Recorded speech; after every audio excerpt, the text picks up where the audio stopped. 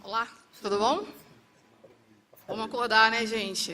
Eu tô só com um cafezinho, uma xicrinha de café, mas depois eu vou comer com calma, né, que está atrasado. Eu vou falar hoje sobre UX. Espera aí que tá muito alto aqui. Agora tá melhor. Vou falar sobre UX. Eu queria saber quem aqui já trabalhou ou trabalha com usabilidade, experiência do usuário. Da hora, show. Então, assim, vamos ver, vou torcer para dar certo isso daqui. Sou Alda Rocha, tá? Eu trabalho com...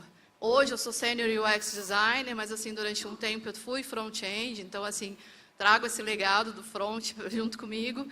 E eu queria dizer para vocês o que a gente precisa ter, na verdade, para a gente poder ser um excelente profissional, né? Trabalhando com usabilidade ou uma excelente profissional. Então é o seguinte, vamos começar a falar sobre UX, tá bom? Primeiro assim, quando a gente fala de UX Design, tem muita gente que fala assim... Tá, UX é a experiência do usuário e existem outras coisas que acontecem junto quando eu estou englobando, quando eu estou falando sobre experiência do usuário, ok? Ok.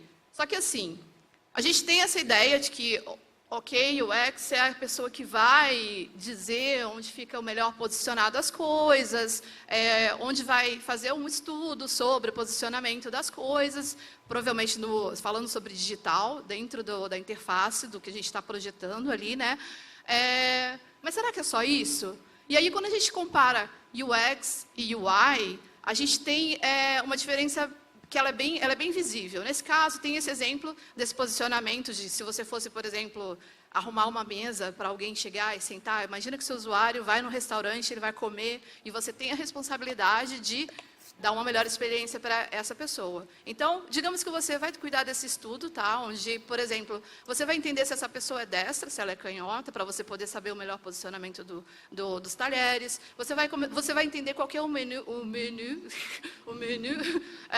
para você poder entender, poxa, mas se essa pessoa é vegetariana, se ela, nossa, só come carne. Então, assim, esse é mais ou menos o contexto do profissional de usabilidade, tá bom? Então, aí, quando a gente está falando de tela, a gente está falando de digital, tem muita gente que resume a nossa profissão a ficar fazendo wireframe, tá? Eu tenho, assim, vou fazer 9 anos na área, e nesses 9 anos, muita gente me resumiu a fazer wireframe. Então, assim, eu venho meio que para explicar que não é bem assim, tá bom? E aí, quando a gente fala de UI, a gente fala, aí sim é uma pessoa que vai chegar e vai falar, por exemplo, eu posicionei ali o azeite, né? Essa pessoa vai chegar e vai falar assim, olha, esse azeite, ele precisa ser de olivas, sei lá, pretas, colhidas no solstício, lá. É a pessoa que vai chegar e vai colocar esse tipo de informação nesse contexto que a gente está falando sobre como arrumar essa melhor experiência nesse restaurante, imaginando esse cenário, tá bom?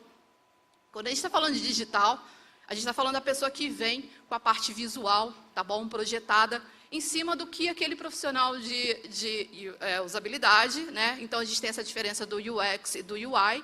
O User Experience é o profissional que cuida da experiência do usuário como um todo, e o User Interface é a pessoa que vai lá e coloca... Ali também tem User Experience, tá? Só que ela está mais voltada para a parte de interface, mais para a parte visual e mais para a parte...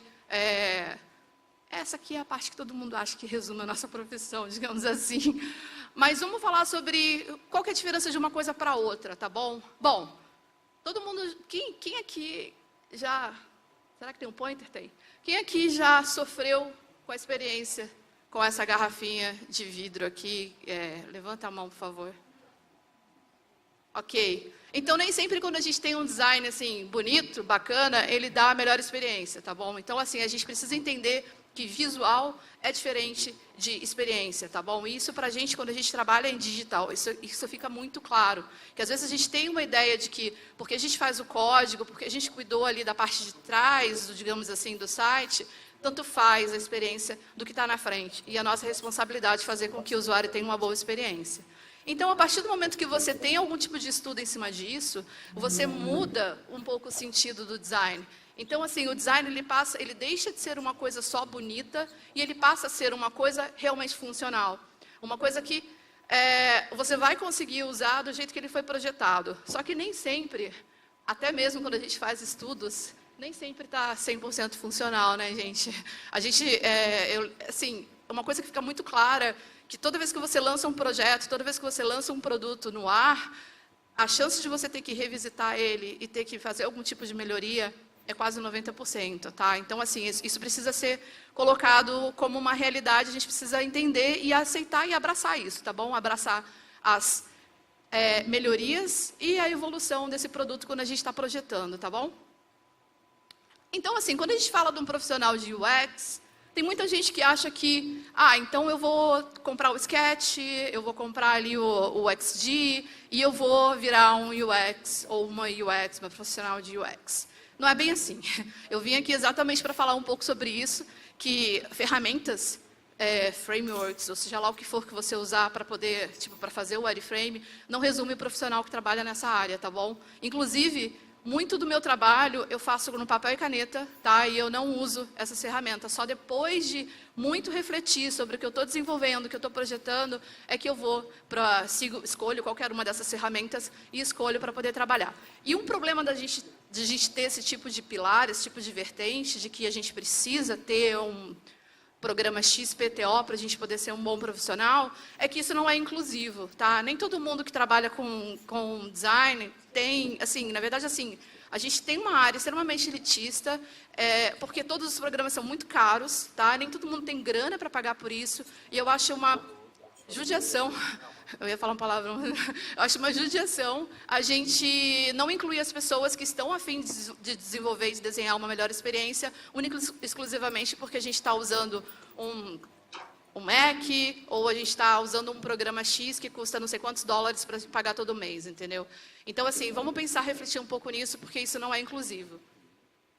E outra coisa, toda vez que a gente está projetando alguma coisa que é feito assim, mais ou menos que na correria, acaba acontecendo o quê? Acaba acontecendo redesign. Então, a gente sempre tem que fazer reformulações, eu tenho que voltar naquela... Eu ia escrever refações, tá? Mas eu acho que nem todo mundo conhece essa palavra, mas na área de agência é super conhecido. A gente vive fazendo refação, a gente vive apagando incêndio. Então, assim, até quando a gente vai continuar fazendo isso e não vai parar um pouco e refletir lá no início do desenvolvimento desse produto para poder fazer algo realmente que vai para frente e que não fica indo e voltando, tá bom? Então, a gente vai começar a falar sobre as nossas pedras da nossa manopla do infinito, que é essa profissão de UX designer, digamos assim. E a gente vai começar a quebrar alguns mitos, tá? Porque a gente tem infelizmente, na nossa área de tecnologia, o profissional que trabalha com UX, ele é visto como alguém que é meio que unicórnio, né? Então, se não funciona, chama o UX que ele vai resolver. E não é bem assim que as coisas acontecem, porque assim, as pessoas têm algumas skills, tem gente que tem mais para um, tem gente que tem mais para outro. Então, por exemplo, aqui a gente tem a nossa primeira pedrinha aqui, que é a arquitetura de informação. Logo que eu comecei a transitar a minha carreira do front-end para UX, eu foquei muito em arquitetura de informação. E tem gente que acha que é coisa de velho isso. Mas é muito bom você saber um pouco de arquitetura e você conseguir entender como que as coisas funcionam. Aí aqui eu vou só dar uma pincelada rapidinho no que mais ou menos engloba esse pilar da arquitetura de informação, tá? Porque tem gente que acha que UX só fica colando post-it e não faz nada. Então, tem muita coisa. E de entregável também a gente tem muitos elementos, a gente tem muita coisa para desenvolver. Eu vou entregar tudo? Não, você vai escolher o que melhor se adapta ao projeto que você está ajudando a construir, tá bom? E aí depois a gente tem a outra pedrinha aqui nossa, que é a pedra do design de interação, que é a pessoa que vai ser responsável por tentar entender como que acontece a jornada do usuário dentro do produto ou plataforma que você está desenvolvendo. Porque existe a jornada fora, que é aquela pessoa que você tem que traçar essa jornada desse usuário desde o momento que ele acorda, para você poder entender a interação dele com o teu produto. E existe a jornada desse usuário dentro da sua plataforma. Então, como que é essa interação? Esse pilar dessa profissão aqui, ele também tem um monte de entregável, ele também tem um monte de coisa para ser feita. Então, assim, depois vocês peguem essa apresentação, eu vou deixar disponível para vocês darem uma lida nos entregáveis todos. De novo, não significa que você vai fazer tudo, você vai escolher o que melhor se adapta ao teu projeto, tá bom? A vantagem de você trabalhar com isso, que é uma coisa que eu queria muito desmistificar, é que, assim, Não é porque você lê absurdo, não é porque você vê um monte de videoaula que você acha que, sei lá, precisa implementar tudo dentro do que você está desenvolvendo. Não é assim. Você precisa entender o cenário para poder implementar a metodologia certa. Mas é muito bom saber como as metodologias funcionam, mas é melhor ainda você não ter só o teórico, você conseguir praticar e colocar isso minimamente em prática e adaptar de acordo com o teu produto, tá bom? Então, assim, ó, a gente seguindo aqui, a gente tem a moeda que é aquela que cai a ficha, que é a hora que você vai realmente usar o produto, que aí sim, talvez, muito do que as pessoas acham que elas manjam e sabem sobre UX, está um pouco pautado nisso aqui, tá? Porque tem a ver diretamente com a experiência do usuário com o teu produto. Então, é ele mexendo, é ele se sentindo travado em algum tipo de fluxo, não conseguindo ir para frente, para trás, etc. e tal. Então, é mais ou menos aqui que se encaixa esse pilarzinho que a gente tem, tá bom? E aí, depois a gente tem a parte visual, que tem muita gente também que acha que, UX é telinha bonita. Por quê? Porque esse visual, a partir do momento que a profissão foi amadurecendo, a gente foi separando um pouco do design, como assim, não do design layout, digamos assim, ele entra em uma etapa dentro da nossa timeline de amadurecimento profissional, e não significa que todo UX vai ser um ótimo designer e vice-versa, tá bom? Então, muito cuidado quando vocês fazem essa generalização que é perigosa. Fulano é um ótimo designer, mas vai resolver todos os problemas de usabilidade. Não é bem assim, tá bom? E às vezes a pessoa nem quer. Então, assim, esse aqui também é o entregável do visual design. Então, tipo assim, o padrão, consistência. Então, a gente tenta ter aqui manter ou respeitar a Gestalt. Então, assim, como é que são os agrupamentos das coisas? Como é que as telas estão todas seguindo o mesmo padrão? A gente tem esse senso de continuidade dentro do meu produto? Ou será que eu estou jogando um monte de tela diferente que meu usuário está achando que, sei lá, já deslogou da plataforma e está em outro lugar? Então, esse é o momento em que tem esse cuidado com a interação também, tá bom? Com a parte visual dela. E aqui também entra um pouco de Atomic Design, tá? Para quem está começando a lidar com isso, então a parte de componentização, já pisa um pouco na interface, no UI, então a gente entende que é muito mesclado, tá? Então não resumam a um pilarzinho só, tá? Tem muita coisa para a gente fazer nessa área. E aqui a gente tem a parte de prototipação. Queria deixar bem claro que cada pedrinha dessa que eu estou separando como pilar, pode ser que uma pessoa tenha outra, opte por seguir um caminho ou outro, e está tudo bem, gente, não tem problema nenhum. Esse profissional não é pior do que o outro que, de repente, escolheu ter todas, tá bom? E aí, a gente tem aqui essa parte da prototipação, que é uma parte que está começando a amadurecer um pouquinho mais, tá? Ainda tem muita confusão quando você apresenta um protótipo navegável, tem muita gente, muito cliente, até mesmo a equipe de desenvolvimento acaba achando que já é o produto final e, fica fazendo várias perguntas do tipo, nossa, mas e aí? Cadê o layout? Nossa, mas vai ter essa cor e não sei o quê. E é um estresse desgraçado para você explicar que existe uma outra etapa, um outro processo. Então, assim, a pessoa que faz a prototipação tem que amar muito isso, tá? A gente faz porque a gente precisa meio que fica muito mais fácil você mostrar para o teu cliente, digamos assim, ou então para a pessoa que vai desenvolver essa interação quando ela já está acontecendo ali, que você consegue simular. É muito mais simples do que você simplesmente mostrar as telas de wireframe. Às vezes as pessoas não entendem os fluxos. Então, fica muito mais vivo e orgânico você mostrar algo que já tem essa interação meio que mapeada, até para você fazer melhoria nessa interação, tá bom? E aí, seguindo aqui, a gente tem a pedra mais especial de todas, que é o pilar da nossa profissão, que as pessoas continuam achando que é besteira, que é bobagem, que não precisa, tá? É a pedra que entende o usuário e que realmente está centrado ao humano. Então, assim, para você trabalhar com UX, você precisa ter muita empatia, porque você precisa muito entender o lugar do outro, entender o posicionamento do usuário e tentar falar aquela coisa de tipo assim, o usuário é burro. Esse tipo de discurso não cabe num profissional que trabalha com a experiência do usuário, tá bom?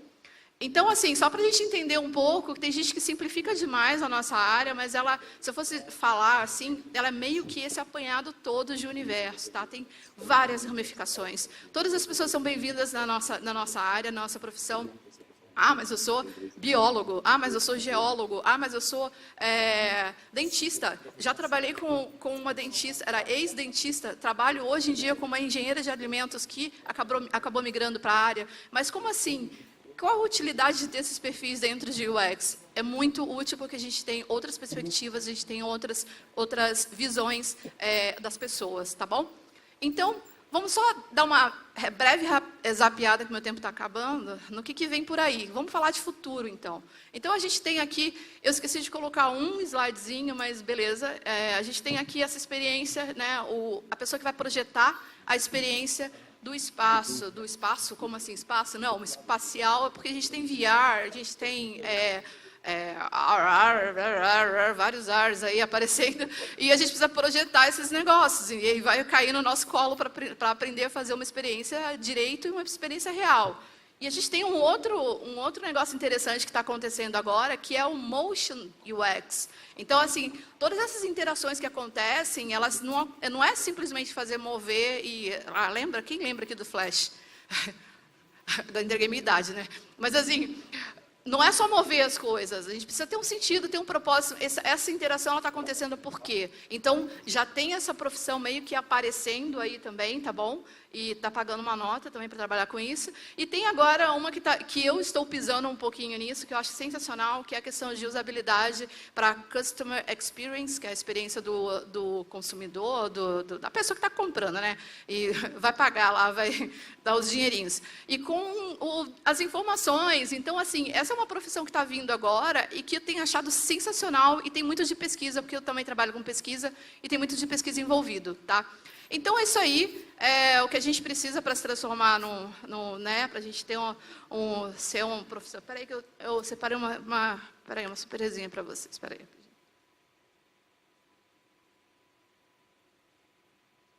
Para ser esse profissional, entendeu?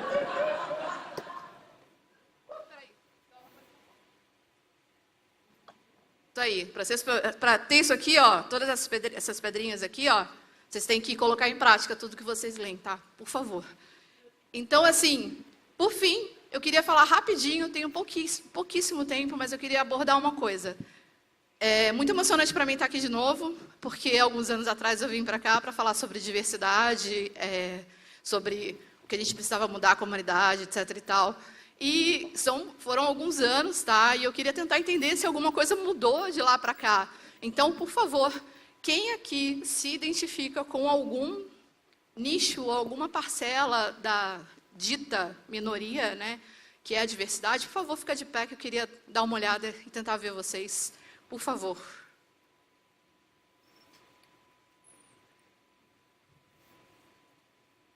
Consegue ligar a luzinha rapidinho, ali, só para dar uma olhada nas pessoas?